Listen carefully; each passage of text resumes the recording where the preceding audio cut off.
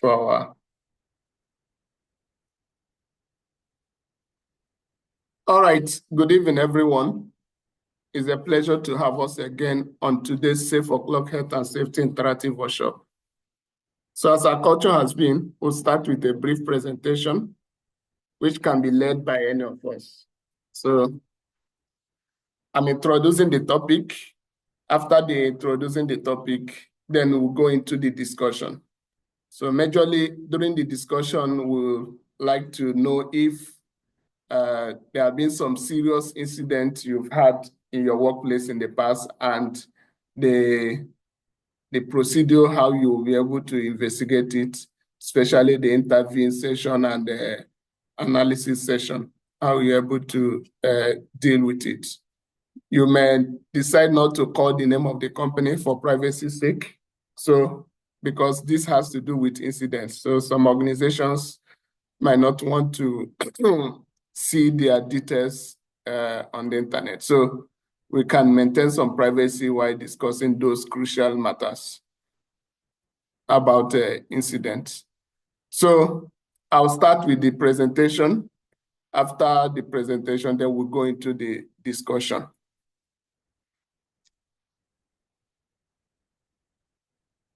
So let's start with some key definitions that we'll be repeating often and on while the discussion is going on. The first one is incident. So what is an incident? An incident is an unplanned event which may result in injury or illness or damage to properties or loss. It can even be lead to fatality. So an incident is any unplanned event. So in any form, as far as the event is unplanned, you didn't plan for it, so it can happen at any time. And when it happens, it can lead to damage to properties, it can lead to injury, it can lead to ill health, it can lead to any source of loss. So that is what we refer to as an incident. So another definition we'll look at is accident. An accident is also an unplanned event, but in this case, the unplanned event has led to an injury, it led to an ill health, it led to a property damage, or it can also, it has led to loss of life. So that is what we refer to as accident, okay? So from this definition, you will agree with me that an accident is a type of incident. So that is a debate that we also keep going on. People want to know accident and incident, are they the same or that? So I think while the discussion is going on, we'll get clear view of that, especially for people who are still fresh in the industry. Now, near miss. What is a near miss? Near miss is also an unplanned event which has the potential to cause a harm. It has the potential to cause injury. It has the potential to cause ill health. But fortunately, none of that happened. There was no harm. There was no injury. There was no ill health. But that event has the potential to cause all of this. So that is what we refer to as a near miss.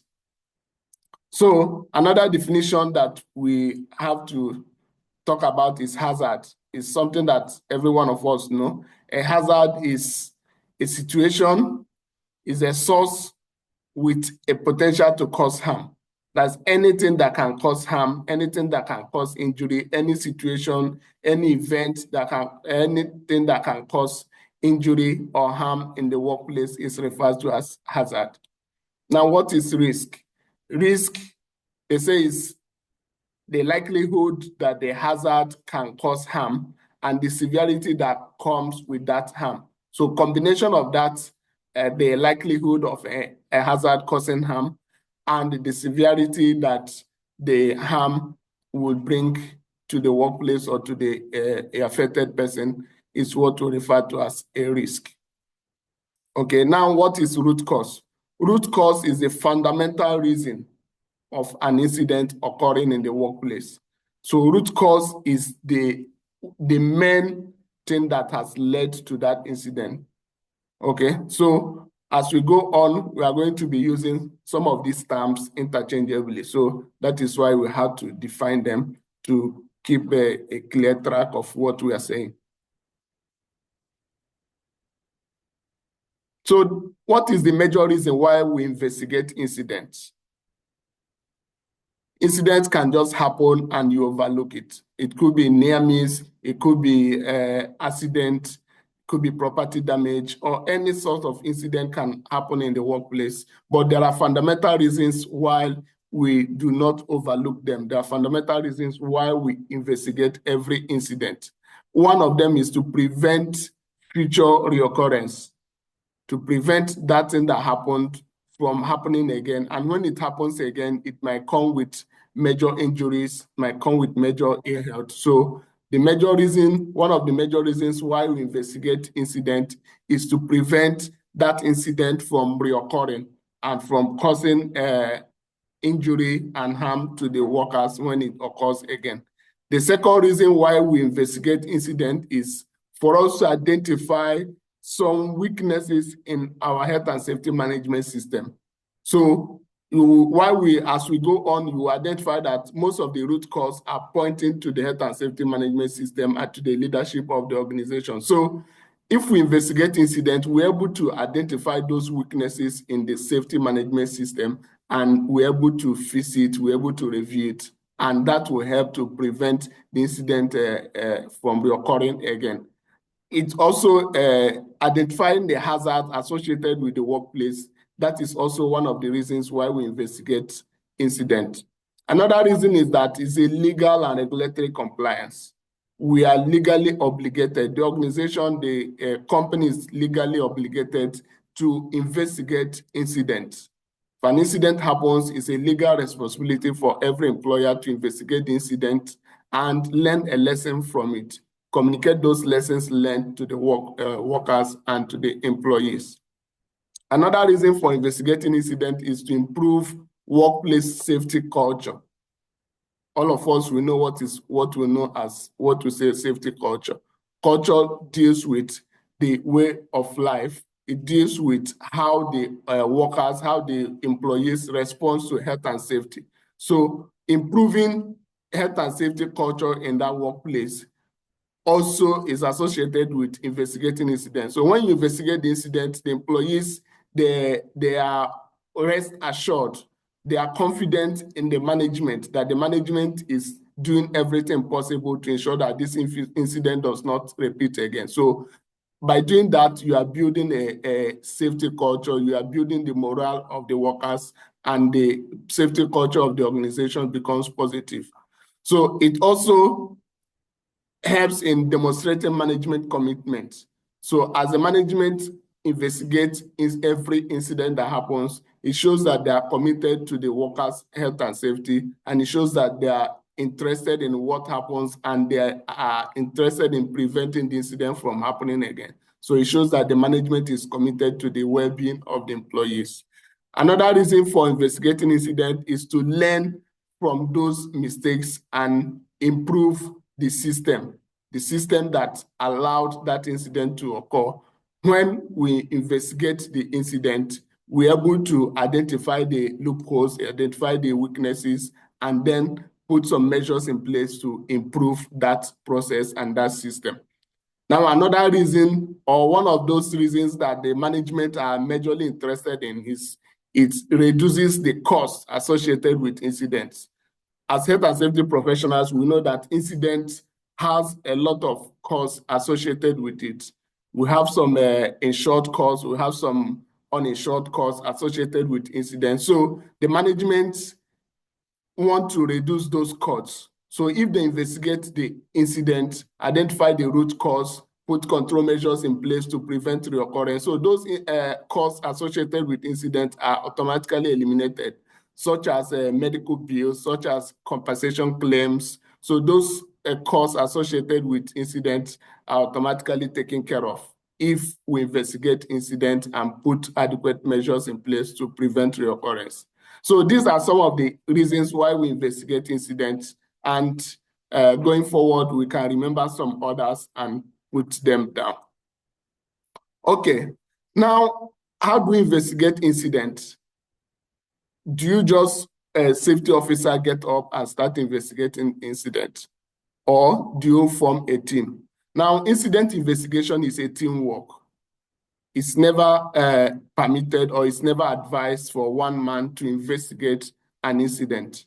So if an incident occurs, you form the team, okay? In some organizations, they already have incident investigation team. Just that when an incident happens, then they can do some adjustment, especially in technical experts. So depending on the area where the incident occurs, they can bring a technical expert to join the team. So incident investigation team will include the team leader, which is often a health and safety professional, and witness interviewers.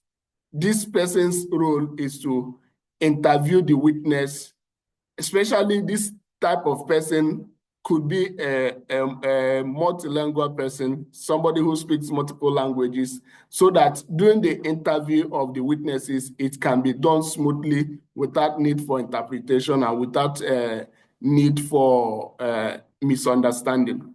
Okay, then the next person in that team is the technical expert. So this technical expert comes from that department where the incident occurred.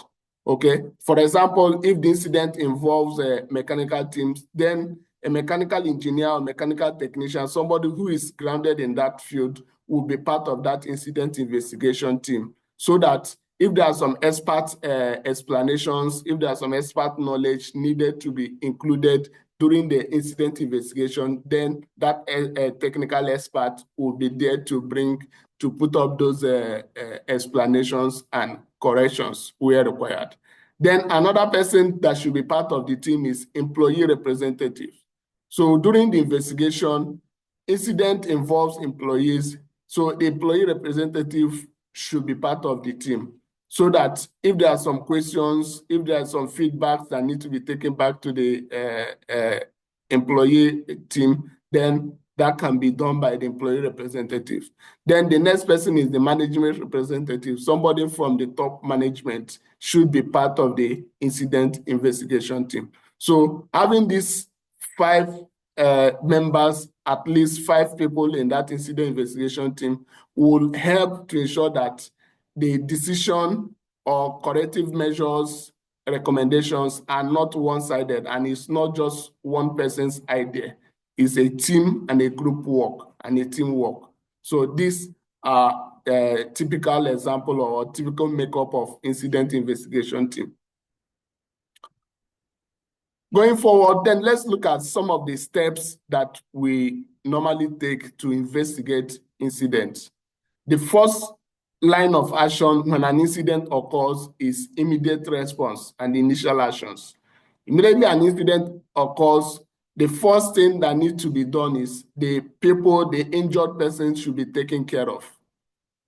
If there is first aid that is required, you need to give first aid assistance. If the injured person needs to be removed from a harmway, the area should be properly secured. Then the incident should be reported in line with the organization reporting procedure. Like in my previous workplace where I worked, we have 3 levels of report. We have the one we call initial report. So that initial report is immediately you observe the incident, you have to report to social persons to initially inform them that this is what has happened. And we usually do it in the first 60 minutes of that incident. So before you start doing other steps of the incident investigation. So this is the first step. The second step is data collection. You need to get your evidences down. You need to get your photographs, the videos, you need to get sketches, you need to ensure that the entire area or the entire scene is properly documented. Then you need your witness interviews. You review the documents involved in that activity, like the risk assessment, like maintenance log, like SOPs, like HSAs. So all the documents involved in that activity, you review them and ensure that you collect all the physical evidence you need. That is what happens in the step 2 of the incident investigation process. Then the next step is to analyze the data you've collected. The pictures you've collected, you review them. The documents you collected, you review them. You try to identify the direct cause, what exactly led to that incident. Then you identify some of the contributory cause of the incident. Then you identify the root cause. The root cause is majorly what has triggered those underlying causes that led to the direct cause of that incident. So then going to the 4th step of that incident investigation, you develop some of the corrective and preventive actions that you need to put in place to prevent reoccurrence. While developing the corrective actions, you focus on addressing the root cause. Where in the next slide, we are going to be looking at some of the ways you identify the root cause. So when you have identified the root cause, when developing your corrective actions, you should be focusing on the root cause.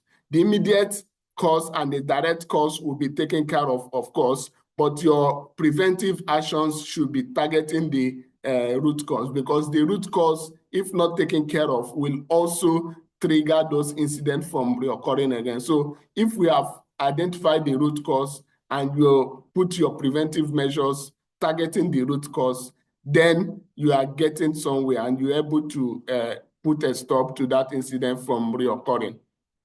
Okay, then the next step is to report your findings and your recommendations. You have to prepare a concise, clear incident investigation report where you put together all your findings. You put together the findings, including the immediate cause, the direct cause, the intermediary cause, the root causes. So you put them together and your recommendations to each of those causes and how to prevent reoccurrence.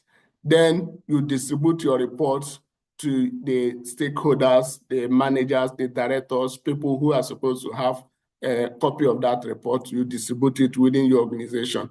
Then the 6th step is to implement those corrective actions. Those actions you have recommended to prevent reoccurrence, you implement them.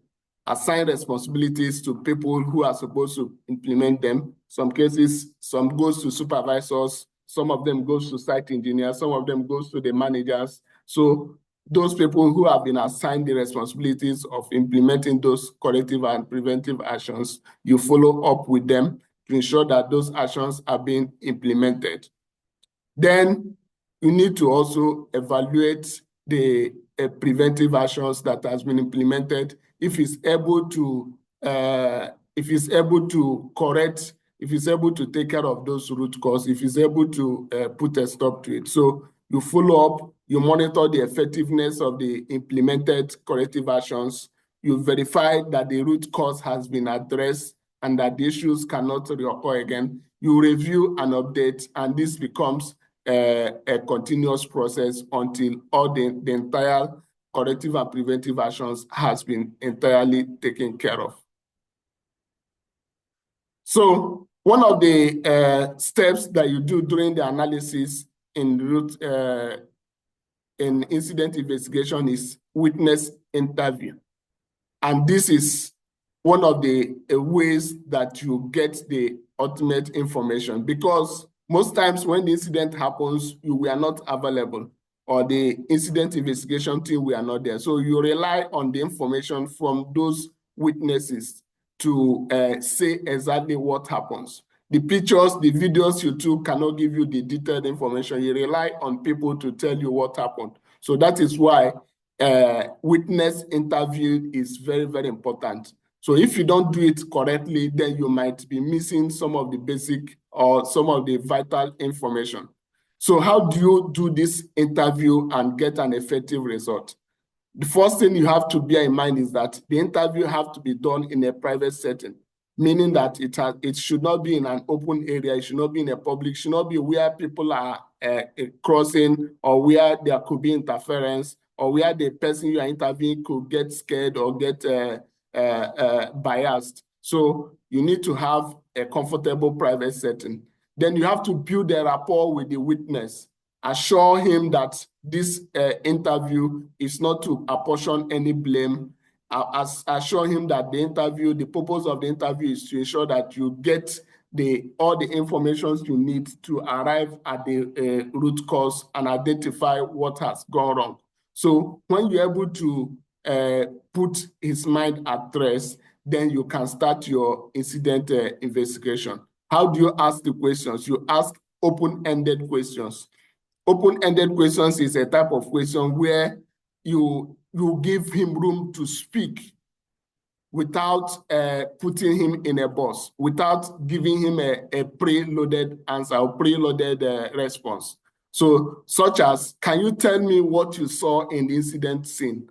Or can you tell me what you observed during the incident? So this gives him room to be able to explain, and to the extent he can start from anywhere. Do not interrupt.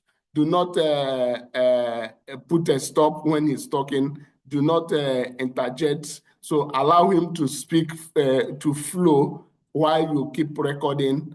You can record with your phone, but you have to take his consent first. You have to inform him that you want to record this interview for reference purpose. So you can record, you can write, you can take notes while he's talking, but avoid interrupting him while he's flowing with his information. Then, after he has finished talking, if there's something that is missing you did not understand, you can ask some clarifying questions. You can ask, when you said this and this happened, do you mean this and this? Ask clarifying questions to be sure that you understand exactly what he has said. But those clarifying questions should not come in between while he's still talking, because if you do that, he can swallow some of the things that he wanted to say. Then do not ask leading questions. Leading questions are those type of questions that give him direction to what he will say. So just ask him open-ended questions so that he will not deviate from what he already has in mind. So after he has finished speaking, after you have asked some clarifying questions, then you review your record with him, review what he have written down with him, and ask him to confirm that this is what he has said. And if he confirms, in most organizations, we have a signature part on the witness statement. So if he confirmed that this is exactly what he has said and this is what happened, then he can put his signature down. So this is exactly how you do a witness interview without interfering in the outcome. Now, I said from the beginning that we are going to look at some of the ways which you do root cause analysis. We are going to be looking at some of the tools that we use to identify the root cause, because our major goal in incident investigation is to identify the root cause. The direct cause, we can see it there. For instance, something fell from height and hit on the ground. Maybe electric bulbs fell from the ceiling and to the ground, and it's damaged. That is an incident. We can see what happened. We can see that it fell down. So those are direct and underlying causes. We have seen all that. But what is the root cause? The root cause is what is behind, what led to those things.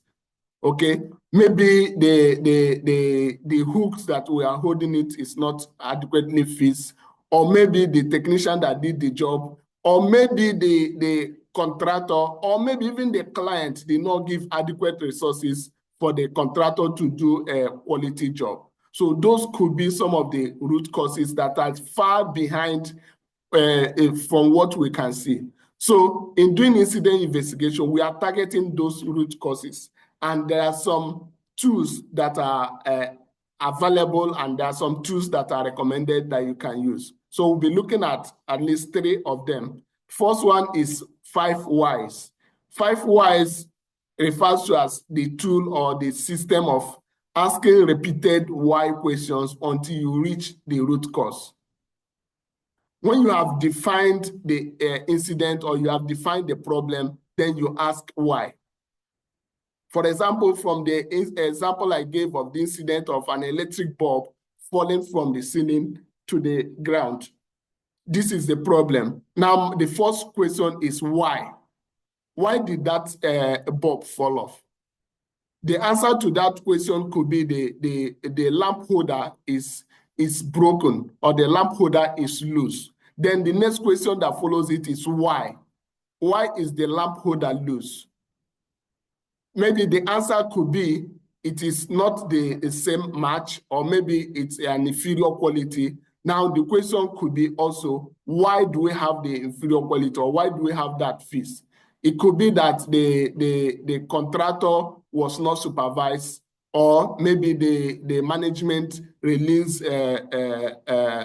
small money to the contractor. Now, another why follows it. This keeps going until you have approached the root cause. And in most cases, when you have gotten to the fifth why, then the next answer that follows that why is the root cause. That is the major thing that led to those series of the other why responses. So that is one of the analysis tools that we use in finding root cause. Let's look at the other tool. The other tool is known as fishbone diagram. Okay, fishbone diagram, or we can call it Ishikawa diagram. This is a root cause analysis tool that helps us to find the root cause. Now, the diagram, it looks like a fishbone because we have the head of the bone, we have the backbone, we have the ribs, then we have the small bones that are attached to those ribs, just like a fish. Okay, now in fishbone diagram, we are looking at some of the potential causes, which could be people, it could be method of the job, it could be materials, it could be equipment, it could be environment, it could also be management. So all these potential causes are all put into consideration in this form of a fishbone diagram. Now, looking at the diagram, the head represents the incident that has happened, the accident or the injury that has occurred. That is where the head is. Now, the bone at the middle represents the surface causes. That is those causes that you can see immediately. For example, with the example I gave of the incident of an electric bulb that fell from height. That is the incident that occurred. Now, the surface cause is that a bulb lamp holder is loose. So we can see it there. That is what this backbone or the center bone of the fish represents. Now, the ribs, which are these lines coming, showing like the ribs of a fish, represents those indirect causes, those causes that we cannot see on the face, but they are contributory causes to that incident. For example, the lamp holder is loose because maybe it is not properly fitted, or maybe it is not the same size, or maybe it is not a proper the best quality. Okay, so those are some of the underlying causes which comes in form of these rib bones of a fish. Then the other small bones that are attached to those rib bones are where we look at, where we are going to see the root cause. And in most cases, it's linked to the management failures. Maybe there was no management supervision, maybe there was no proper health and safety management plan, or maybe there was no proper resources released. So those things that are linked to the management, or that are linked to the underlying causes are represented here on those as those small bones linked to the ribs. Okay, so this is how we use fishbone diagram to analyze root cause, or to identify the root cause. Now, the third analyzing tool is known as fault tree analysis, FTA is a type of tool that we use to identify the root cause of a fault that has occurred in the workplace. It's a top-down deductive failure analysis method, which means at the top, you already have the incident, what happened. For instance, what I have in the diagram, there's an overheating of a motor. That is the major incident that happened. Now, going down, we are going to be breaking them down as to the things that could be possible, the possible causes or the possible reasons why those things happened. So the first one, it could be overuse of the motor, or it could be an excessive current. Now, if it's the overuse of the motor, it goes to the motor is running for too long, or the motor is running for too often. Or if it's because there is excessive current, then the reason could be there is an error in calibration, or there is a shorted fuse. So in this three analysis type of root cause analysis, what we do there is that we identify the fault, the incident, or the event that has happened.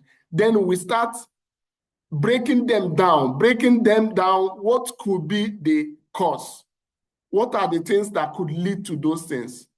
And as we are keep breaking them down, we'll get to the root, we'll get to the bottom of what is the majorly the cause of that incident. So this is one of the tools that we use to identify the root cause. So if we use any of these tools and you identify the root cause, then the next thing you have to do, you go straight to preparing your CAPA, your corrective actions and preventive actions, then put them in your report of put the recommendations together and ensure that they are implemented.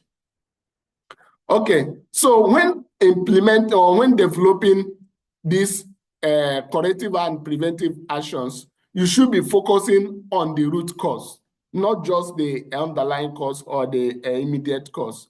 You should prioritize preventive actions to stop the incident from happening again. The preventive actions are those actions that you have to put in place immediately to prevent the incident from reoccurring. Then corrective actions are those actions you put in place immediately. Preventive actions are the actions that you put in place that can guarantee future prevention of reoccurrence. Okay, then in developing your corrective actions, you should consider hierarchy of controls.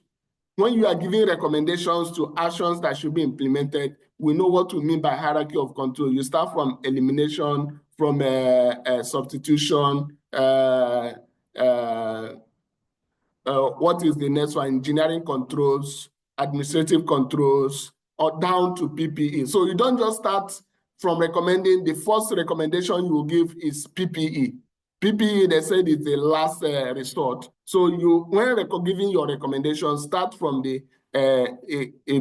elimination. If elimination is not applicable, then you go to substitution. Then it means you should consider the hierarchy of controls while giving your recommendations in your incident investigation report. Then ensure that the actions you are recommending, they are realistic, they are achievable, and they are sustainable. Don't give recommendations that your organization cannot implement, or recommendations that may be based on the industry, based on the size of the organization, or based on the longevity of the project. It's not feasible, it's not achievable, and it's not sustainable. So give recommendations understanding the project, understanding the organization, understanding the capacity of the organization as well. Then clearly define the responsibilities and the timeline for implementation. Who is supposed to be responsible for implementing these recommendations you are putting in place? You have to clearly state it, and the responsible people should be reasonable. You cannot give a recommendation that requires finance or that requires resources. You give it to a supervisor. Supervisor can only supervise the activity, can only supervise the implementation, but those ones that requires resources, requires finances, you go to the management, to the top management. So you give responsibilities based on the capability and based on the position of the employee you are making responsible for that action. Okay, then you communicate this CAPA to all responsible people, all the management team, even to the workers as well, through toolbox talk, trainings, safety committee meetings. So what is the major role of health and safety professionals in incident investigation? Our major role is to lead the incident investigation. We have to take charge. We are not taking charge that every other team member is not responsible, but we are taking charge because we have to guide them. We have to let them know what and what we need to identify, what and what we need to bring out to the surface. Okay, then part of our responsibility is also to provide expert knowledge and methodologies or root cause analysis. So we recommend root cause analysis tools depending on the type of incident and what we think we are required to identify. Then we ensure that the incident investigation is very, very objective and thorough. We don't just do it halfway, or we do half and leave the rest. So we facilitate the development of the corrective and preventive actions, and we track the implementation of these corrective actions we have recommended, and we ensure that we promote no blame culture during the incident investigation. So we also ensure that we champion the incident investigation as a learning tool. We communicate it to everyone, all the workers, all the management, the supervisor. We ensure that the incident investigation report is communicated to everyone so that they understand what happened, they understand what went wrong, and they understand the actions that the management is putting in place to prevent this from reoccurring again. So that brings me to the end of my presentation. I hope it was not too long, but I had to just be explicit here. So thank you guys for listening, and then I will open the floor for further discussion.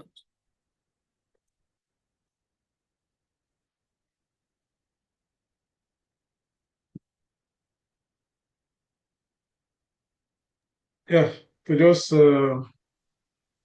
pour one or two lights to what you've said. You've done excellently well, extensively, at least to the best of our knowledge. You know, when it comes to incident investigation, we know it's one aspect of safety that it has its own, is very broad on its own, because when you continue to go from industry to industries, when you look at the tools, you know, you talked about I think you talked about using the fishbone. You talk about the 5Y analysis and the 4-tree analysis. We have a lot. Even we have inventory analysis. We have the taproot. We have the SCAT. That's a systematic cost analysis, which the SCAT and the taproot are more often used, especially in the oil and gas, depending on, because of the how volatile the industry is. So as a mental safety professional, depending on our field, you know, you see, especially those in the oil and gas, you see most of them doing the taproot courses for incident investigation and this SCAT as well. But like here in Qatar, I think within the Ashgar setting, I think they make use of fishbone. Yeah, if I'm not wrong, they make use of fishbone in their own incident investigation procedure. But I know generally what we use in some other sites, if much regulations are not there, we just use the basic 5Y, which we keep asking the why. Why did it happen? Which you've given one or two examples within that process. So as a matter of fact, this topic today is very essential, because for those of us who are members of IOSH, and probably you want to go in for your chartered membership of IOSH, you cannot run away from this question. They most definitely ask you about incident investigation. So basically, I will not be saying anything much regarding an incident from my side or where I've worked and all that, but just to say one or two things like I've been saying, like in the area of your first slide when you were trying to give out the definition of incident, accident, near miss, and all that. But I think as a professional, we need to get certain things clear, okay? Because that is why in the ISO 45001 2018, it's you know they don't use the word anymore, unlike when it was OSAS then. So, but in ISO 45001, you see they make use of the word incident because in defining incident, or when we talk about incident, in incident there is accident. So most time people make mistake to use I will not say it's a mistake, like they use it interchangeably, because when you talk about incident, accident is there, near miss is there, dangerous occurrence is there, so many stuff are under incident. So that is why it is more in a more simple way to just, when you talk about incident, we cover up the entire. That's why some organizations who follow the ISO standard now, you see incident reporting form. That's why you not see accident. Any accident reporting, maybe those people are still using the old, they've not implemented their ISO 45001 into their system. So basically, and also regarding the area of the witness interview, because you see, for me, it is very important, because just as Mr. Johnson has stated it, if we are trying to investigate any investigation and we do not make it a comfortable environment for people who you want to interview, which is a witness, you do not make them relaxed, we cannot get to the root cause, because those information you want to get from those people might also go out of their mind. Even somebody who witnessed how somebody died, and you cannot bring that person to calmness, it's a difficult process, but you need to make the person go into a separate world that he will feel relaxed for him to be able to tell you exactly what happened. Otherwise, we might not be able to get the real information we need from such individual. And most especially when it comes to the data collection, like Mr. Johnson is giving an instance in his workplace that there are 3 stages in their own process of investigation. Within the 60 minutes or something like that, you should just report it.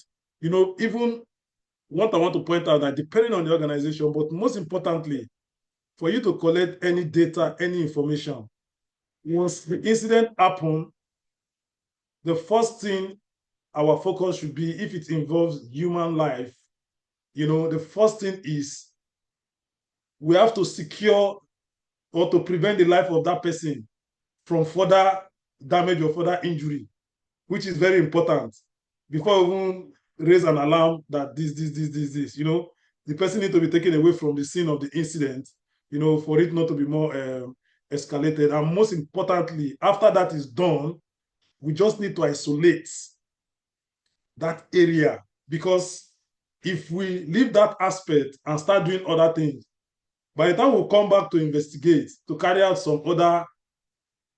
get some other information, which we'll use to do our investigation, we'll discover that those vital information are missing, because it is not only the witness statement that we need.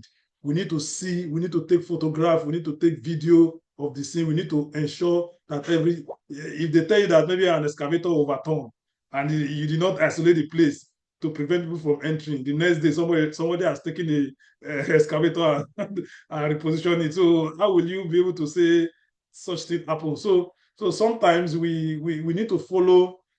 These are very simple steps as a professional, but I know sometimes we also have a challenge. Just as Mr. Johnson said something, he said investigation is not done by one person. It's a teamwork, but based on our safety as an expert, in most cases, we lead the team of investigation. Like in a big company like the oil and gas, like I've said, you see that they are lead investigator. That is their function. They don't do anything. They don't go and be taking observation or hazard. Once there's accident like this, once they escalate, like this, it got to. So when it's time for investigation, the lead investigator will be the person who will lead that team, and some other technical experts, that are involved, just as Mr. Johnson has explained, to be able to get to the root cause and to have a preventive and proper advice to give to the management and all that. So I think that's what I would like to share and to contribute to this discussion. And I know for us, for many of us, because me too, I have the experience. You find yourself in some organization, you might be the lead investigator, at the same time be the all in all. Do you understand? So, but in a big organization where things work properly, where things work properly, you also enjoy this job, this profession that is called health and safety. Most of the time, you might not enjoy it when you find yourself in some caricature organization. You just find yourself, you are doing everything, you are just running here, doing this, you struggle for all those things. So, but for the purpose of knowledge, we should be able to know what are the steps, procedure, methodologies, and all that. So thank you very much. I just want to don't take our time that much so that other people will say one or two things. Thank you very much. Thank you very much, Mr. Stephen. Thank you. We've missed your Okay. wonderful contributions, and thank God you are back. So thank you for your expert knowledge shared. Yeah, you're welcome. Okay, good evening, everybody. Yes. Good evening. Yeah, good evening, Mr. Francis. Yeah, okay. I think today's topic is a very nice one. And just as you have said that Mr. Francis, my namesake, incident investigation are carried out in different level from different company perspective. Different company has their different method they are using. Just like as you said, like in my company, SIPEM, we are using Taproot. And in our own system of incident investigation is very, very professional. This is dependent on us. First and foremost, when an accident happens in our system, we look at the consequence level of the incident, because in our system we have from level 0 to level 5. And when an incident happens, if it is under level 0, then it means in this case there is no need for notification. There are some that could happen under level 0 that we require notification within 24 hours. A notification is to be shared to site management and where it will be reported, or specific training may be required by those who will be involved in this incident process. But some cases it will be managed just internally without escalating it. But once it started going to maybe level 1, it require every incident that happened in our system, it requires 24 hours. But the investigation process is what differs. If it is under level 1, we have within 7 days, 1 week. But if an incident happened in our system within level 2 to level 3, the investigation process is within 30 days. And under this level process, now it means that they are going to look at the criticality and the detail of the kind of incident that has happened. Then, yes, there will be team leaders appointed by the project management team in that business line. Then if it results to an incident that results to a fatality or close to a fatality or amputation or major incident, first and foremost, the investigation team will not be from that project. In SIPEM, the investigation, if it happened, for example, in Saudi Arabia, in a particular project, the corporate from Milan will appoint somebody maybe from Angola who will come and do this investigation. They will not allow the project HSC or project manager to be the investigation lead. They will appoint from another country. They will come into the country. Sure, all evidence will be secured. The event area will be secured. Those managers all have taproot training knowledge. All are well trained. When they come in, even you, the project manager, you will just be a witness in your own site. You don't lead nothing because they feel you are not going to give them what they want. Yeah, sure. Every project manager will wants to cover his project so that the project will have a name. The project will cover some secret, not to look at them, because they are all being evaluated in their KPI from the home office. on how you have treated the project safety-wise. So this is why they are bringing in a external body who are also SIPEM system to investigate that level of incident so that they can get to the root cause and share the report for proper valuation and issues to be dealt with the way they have been seen by the external eyes. Because in incident investigation, while we are in Nigeria, yes, we get involved in incident investigation. Where even while I'm in Saudi, yeah, when I was in my former yard, of maybe a laceration, hand injury, little cuts. But we had one incident investigation whereby we had one guy who was standing in a blind spot that what do we call this equipment that was reversing and hit the edge of the plate that the guy was standing, and the guy fell down and had a serious injury on his ligament. The GM was the lead investigator. This is our own kind of system. The GM, the general manager of my yard, was the lead investigator. Now, when I prepare the report and share, what he does is he look at the report and call for the meeting after the investigator team has been set up. He's the one that would now go around with the other team with the report I share to him. Then he will now begin to scrutinize and bring his own point of observation.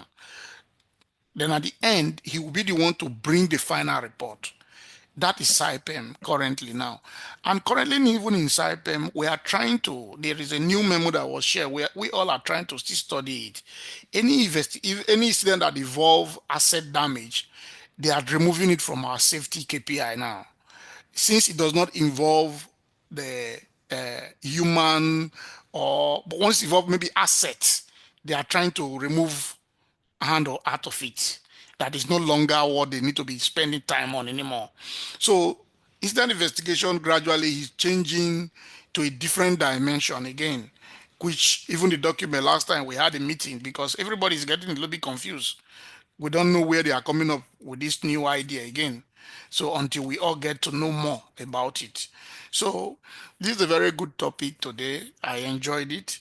And I know we all have different company with different approach of incident investigation because in our system, once an incident happen, even in Nigeria, even in Saudi, in anywhere in the whole world, once the report is shared, the whole world will see it because it will be sent in our email and everybody will see that something has happened in Nigeria.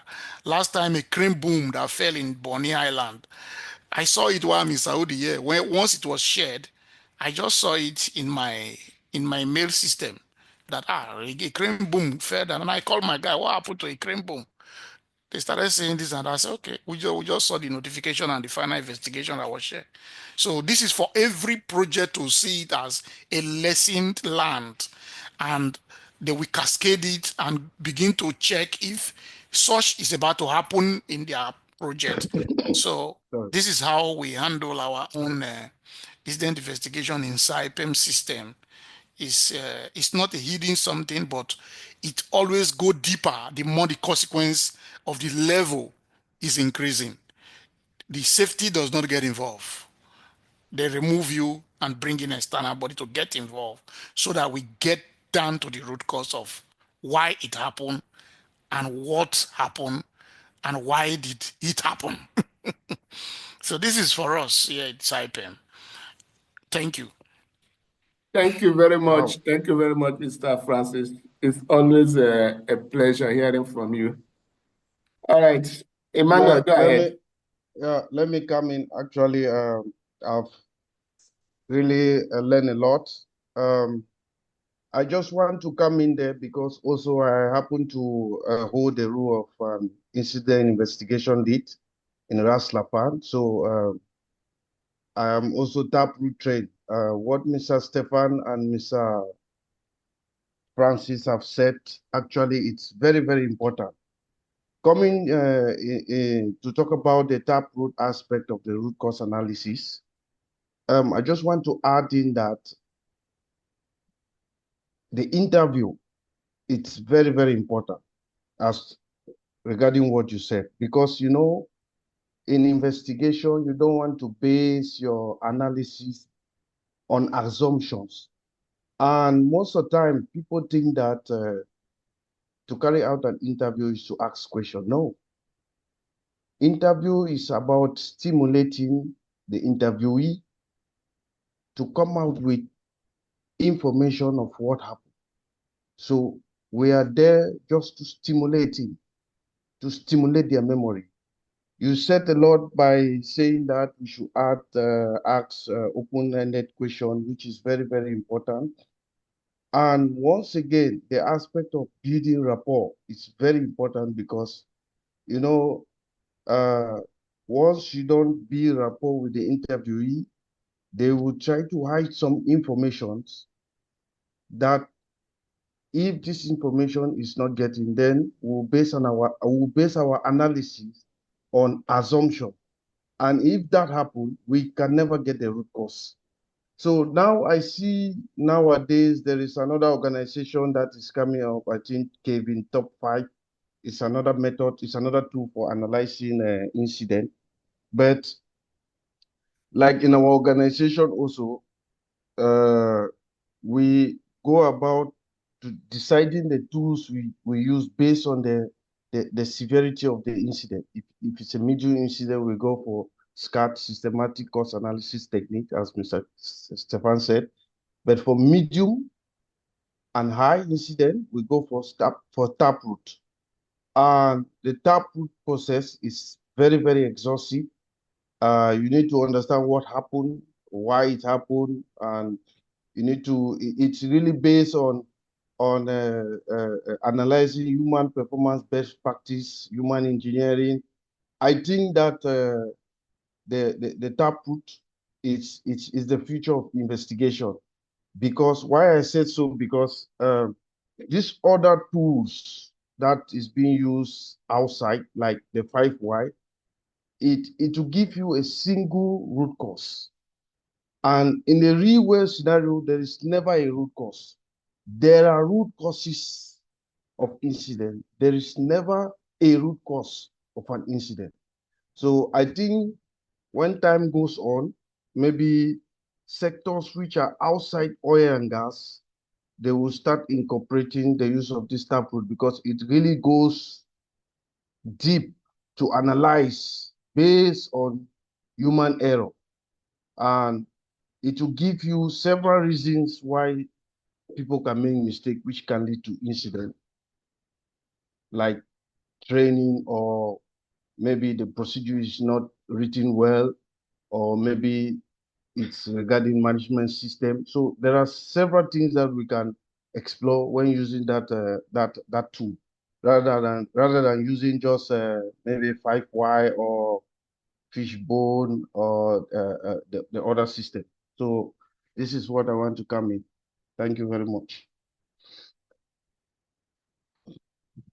Thank you very much, Mr. Manuel. I think you guys are stimulating my interest in Taproot now because I've been skeptical in going for the training, not just because of the cost, but the cost is too high, man. But my interest is getting higher now. Maybe I'll start saving for the cost. I think you should go. You should go. Once you go, I think you will send me a message and tell me, Emmanuel, thank you for that encouragement. Yeah, I will try. The only thing pushing me backwards is the huge cost associated with it. now you are saying the truth, the fact. Well, I want to encourage you. Like Mr. Ezekiel said that it's a very exhaustive and advanced, methodology of carrying out incidents or root cause, investigation. So the thing is, my advice would be to you, Mr. Johnson, if in your organization currently you are not, the approach is not one of the tools you use in, carrying out investigation, I don't think it would be ideal for you to go and acquire that training. Why? Because it's a training that when you acquire that training, it's advisable you are applying the knowledge, you are utilizing it. Because if you are not utilizing it, over time, okay, those things you plant, everything will disappear. You realize that you lose most of the techniques, most of the things, because it's a very rigorous process, a long process. So it's always advisable. If at some point you are applying this tool, you are using it, it has a software as well. Even the software is sold separately and it's very expensive. Most people don't even go for the software. So if you are doing the manual, which is using the Taproot dictionary and the medium, and they have the medium to high and the low textbook to carry out your and of course the Taproot tree, carry out your investigation. Like I said, if you don't, if in your organization you are not using this tool, you will see those things with you. They will just disappear.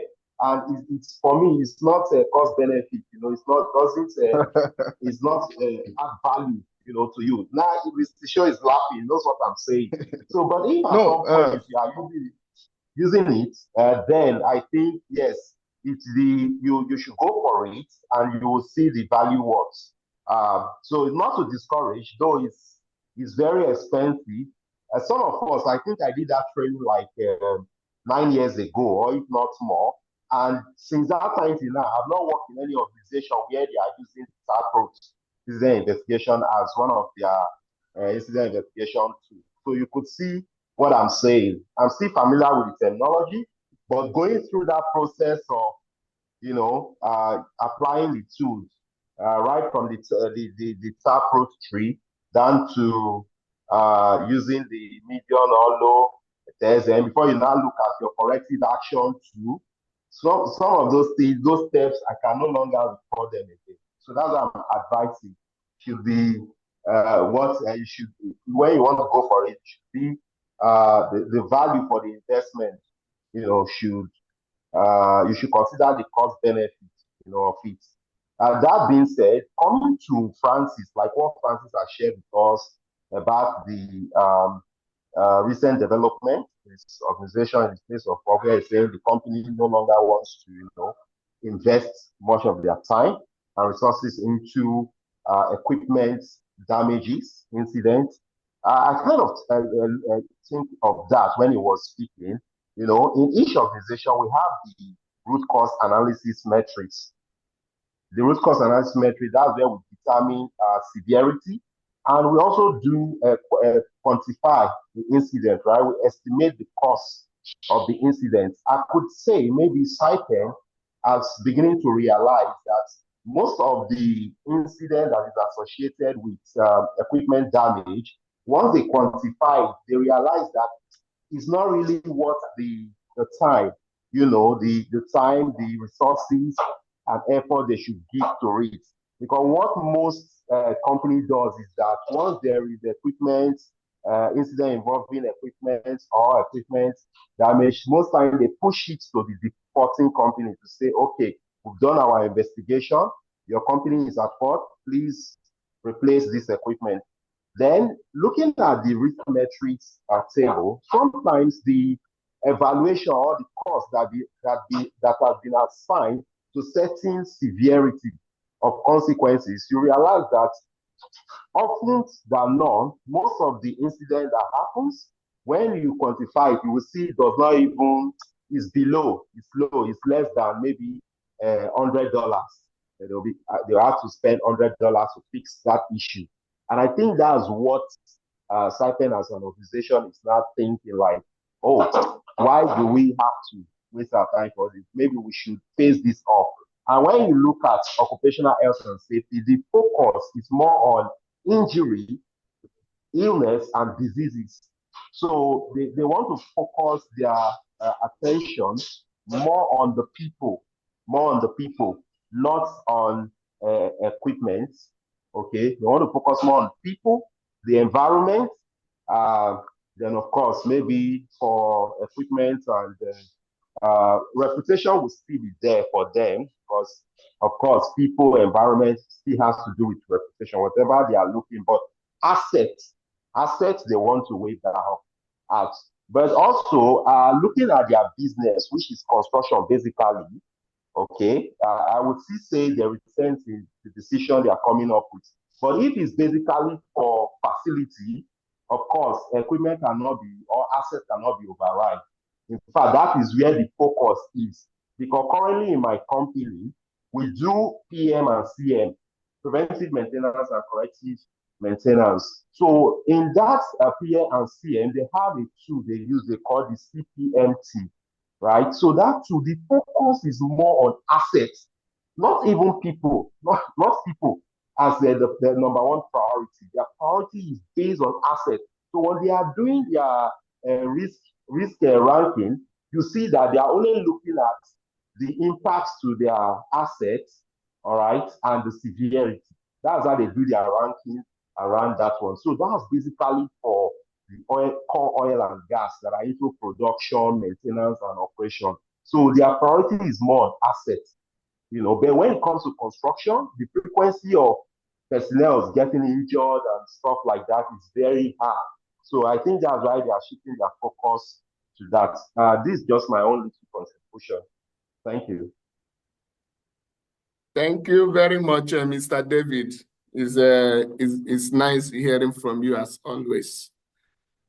Sorry, I just want to come in. I will slightly disagree with Mr. David regarding his comment about the cost-benefit analysis of Taproot.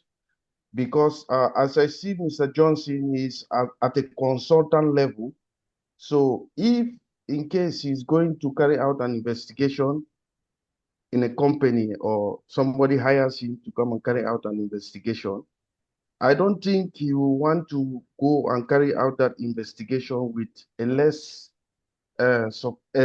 sophisticated tool, because as you know, 90% of accident which happens in an organization is caused by human error. And the best way for you to investigate human performance error or human performance best practices is to use Taproot. I just want to add in again, in the case of SciPM, which has been brought up, there is a very, very, very, very important tool in Taproot, which has not been utilized to its full potential. It's known as Equifactor. This is like investigating a machine, and this is mostly applicable for oil and gas. So why am I saying this? This area is a very huge potential, because as you know, Taproot is a very sophisticated system and it's not that easy to master. As in any skills, you need to practice.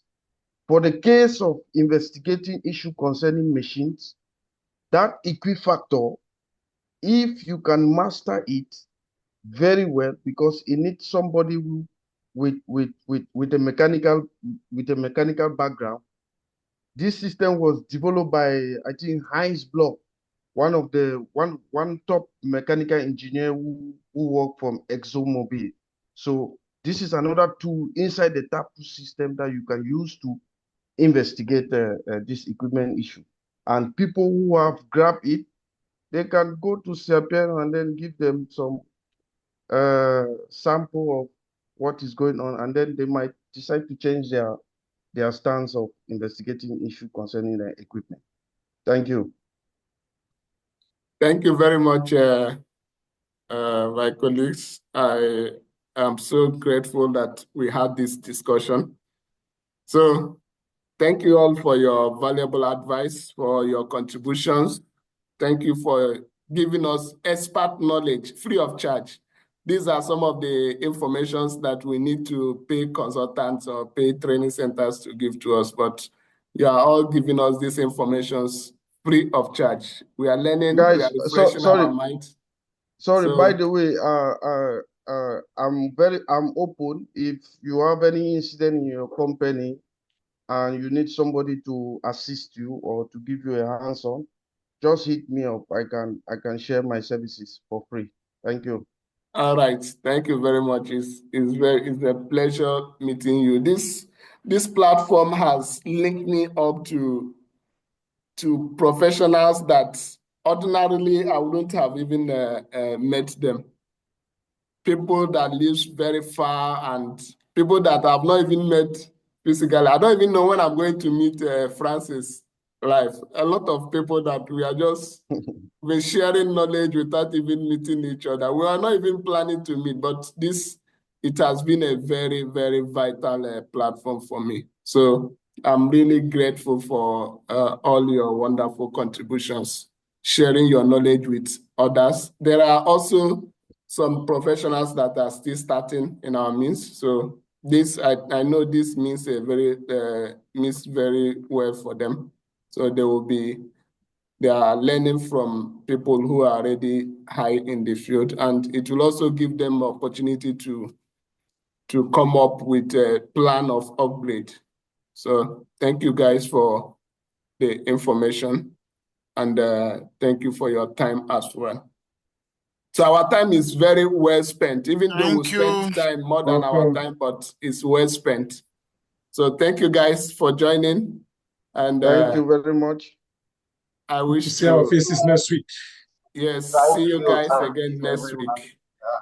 Very I'm much. also open Thank you for so much, sir. topics. Please I'm also Really open for appreciate topics. it. If you have your own topic you want us to question. discuss, or you want to lead the discussion, you can just let me know. Okay. Okay. So just for the record, almost all the IoT. David, I don't go as man go as. Bye bye. almost all the Nigeria, IoT married drive go are using the as. Taproot. Almost all the IoTs are using Taproot. All right. So my contribution, I wasn't speaking on the level of consultancy, but I was speaking as an employee working with an organization. If you spend that much, you understand, and at the end of the day, you are not applying, you are not using that to spend, I don't think it's worth it. But if you are considering consultancy, of course, it's a must to have because almost all the IOCs are using Taproot. So if they are inviting you to come in to do anything, of course, expect that the method you want to use, the tool you want to use for them is Taproot. Yeah, thank you very much, Mr. David. Thank you very much, Mr. David. All right, guys. See you guys next week. Okay, bye-bye. All right, bye-bye. Thank you. Bye, Bye to everybody. We Yeah, appreciate bye. Omojede, thank you. Mr. Justin. Justin, thank you for joining. Thank you. Welcome. Is Mr. Amojade still there? He has left. Okay, because I think he was discussing with me a few months ago about incident investigation. So when I joined and I saw him, I was happy that he was part of this session, learning because he's really worried. He's one area is having deficiency, so he's trying to brush up on how to manage incident investigation. It's a very, very good one. I will also take time to watch your part again. So I learned a lot. Mr. Harrison, let us hear your voice. Mr. Harrison. It's like my intention. I want to go back to watch the session again. Especially, I want to look at the pottery analysis and the fish bowl. Yeah. I just want to go back. Yeah, it's good. We are refreshing our minds, so we are up to date. Of course. Honestly, I just see that just refresh. I just sometimes when you speak, that is what confirms what you know. You might know it in your heart and you are not too sure if you know it, but during these interactions, you are sure you are remembering some things that lie shallow in your mind. So it's a good opportunity.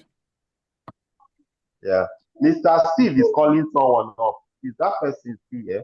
I said he wanted to hear the voice of someone. Yeah, he's here, Mr. Harrison. I don't know. Harrison, you need to talk to us. Yes, Long time. I saw him. It's fine. It's been long we heard from him. So Anyway, maybe he's busy somehow. Yeah, maybe I'll chat him up privately after. Yeah. I see that guy with his speak like white man. Oh. You speak like Yes. He's a British Nigerian.